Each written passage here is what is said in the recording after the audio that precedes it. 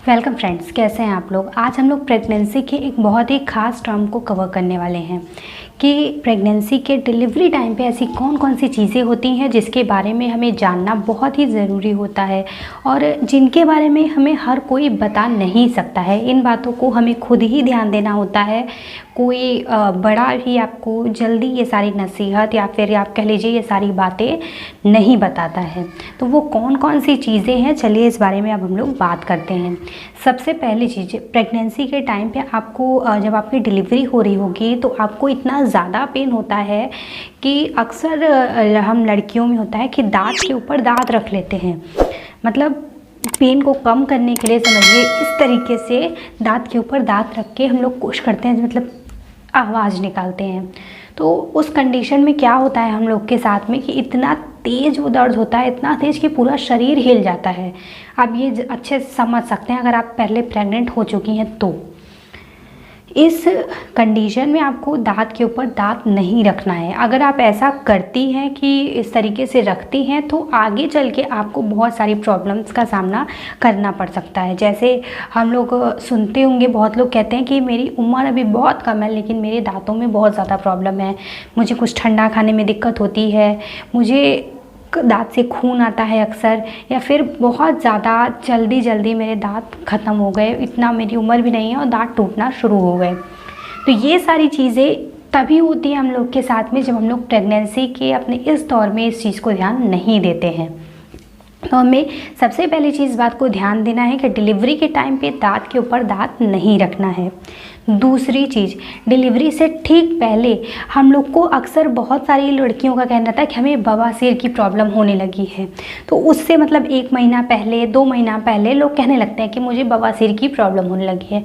उसी में लोग चाहते हैं कि हम बवासीर के लिए भी दवाई वगैरह शुरू कर दें, मेडिसिन लेना शुरू कर दें, या तो फिर डॉक्टर को दिखाएं, या फिर आप किसी अच्छे डॉक्टर को ना दिखा के किसी सस्ते मद्दे डॉक्टर को दिखा लेते हैं बवासीर चेक करवाने के लिए। तो मैं कह दूँ ऐसा कुछ भी नहीं है। इसलिए आप प्लीज़ डॉक्टर से कंसल्ट अभी नहीं करें जब तक कि आपकी पूरी प्रेगनेंसी कंप्लीट नहीं हो जाती है।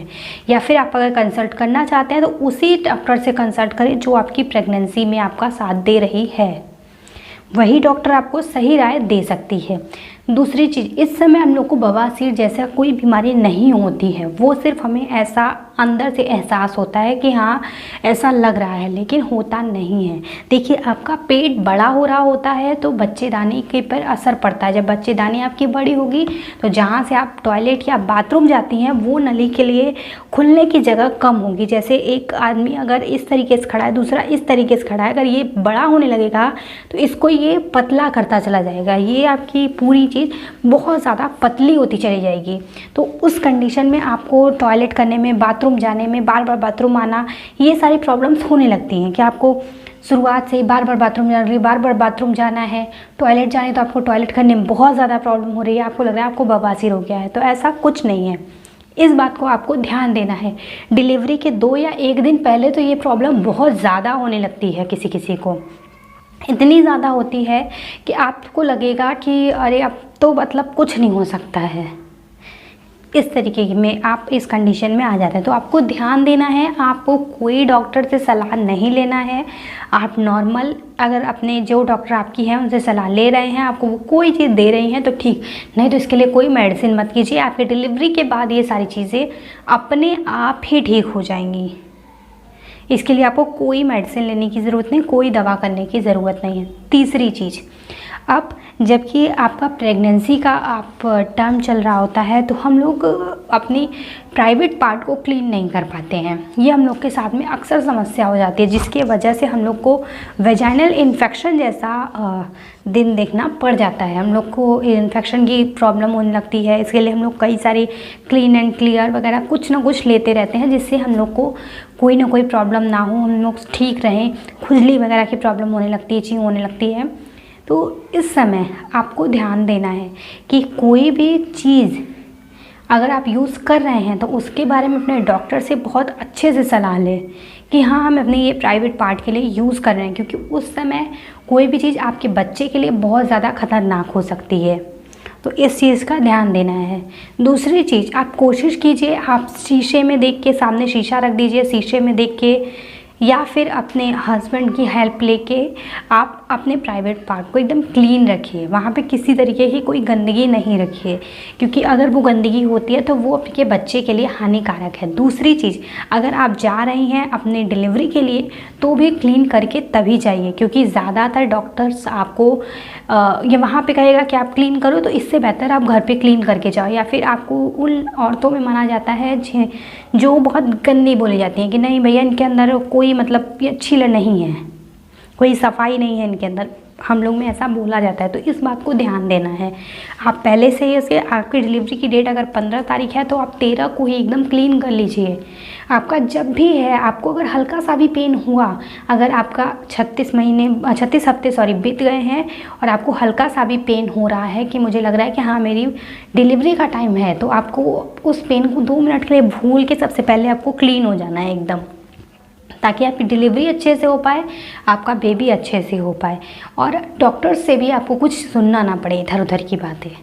ठीक, इस बात को आपको बहुत अच्छे से ध्यान देना है। नेक्स्ट, डिलीवरी के टाइम पे लोग कहते हैं ना कि हम लोग ऐसे ही चले गए क्योंकि यूज़ नहीं किया अंडरगारमेंट्स वगैरह, लेकिन आपको इस समय कंपलसरी है, इस समय आपको यूज़ करना होता है, क्योंकि आप जाएंगी वहाँ, मान लीजिए अभी आपका पीरियड्स नहीं आता है, इस नाम पे आपने कोई भी अंडरगारमेंट्स नहीं लिया अपने साथ में यूज़ नहीं किया, लेकिन जब आप वहाँ जाएंगी, जब आपको वो लोग मेडिसिन वगैरह देंगी, आपको इंजेक्शन वगैरह लगेगा, तब एक बारी को आपको बहुत ज़्यादा दिक्कत होगा। ठीक, उसके बाद प्रेगनेंसी के तुरंत बाद आपका पीरियड्स बहुत तेज़ी से आएगा, इतना कि आपको एक ममा पैड भी आता है वो यूज़ करना पड़ जाएगा, जिसमें आपको बहुत ज़्यादा कॉटन, मतलब इतना ज़्यादा वो पीरियड्स वो होगा कि आपको मतलब आप सह नहीं सकते इतना ज़्यादा। तो उस समय अगर आपने अंडरगारमेंट्स नहीं ले रखा है इस नाम पे कि मेरा अभी 9 महीने से नहीं आ रहा है, अब तक नहीं आएगा, तो ये आपके लिए बहुत ही मतलब खतरनाक हो सकता है। इस बात को भी आपको कवर करना है, ध्यान देना है कि हाँ मुझे लेना है ये साथ में सफाई का पूरी तरीके से आप ध्यान रखें कि आपका बॉडी एकदम क्लीन हो। ऐसा नहीं हो कि आप कुछ भी मतलब गंदे संदे कैसे भी चले जाओ, क्योंकि आपसे जुड़ता हुआ ही आपका एक छोटा बच्चा जन्म लेने वाला है, वो आपके अंदर से ही जन्म लेगा, तो उसके लिए वो माहौल जितना साफ़ सुथरा रहेगा उतना ही अच्छा रहेगा। सबसे ज़रूरी है कि आप साफ़ सुथरी रहें, क्योंकि उसे तुरंत ही फीडिंग वगैरह के लिए बोला जाएगा, आपके पास लेके आया जाएगा। जितना आप उसको अपने पास रखेंगे, जितना करीब रखेंगे, उतना ही आपके लिए और आपके बच्चे के लिए बहुत अच्छा रहेगा। तो ये छोटी छोटी चीज़ें हैं जिनको आपको ध्यान देना है, अपने साथ में लेके चलना है। अगर आप इन सारी चीज़ों को ध्यान देंगे तो मेक श्योर आपकी प्रेगनेंसी और आपकी डिलीवरी बहुत अच्छे से बीतेगी। तो चलिए आज के लिए बस इतना ही, मिलते हैं नेक्स्ट वीडियो में। Bye bye.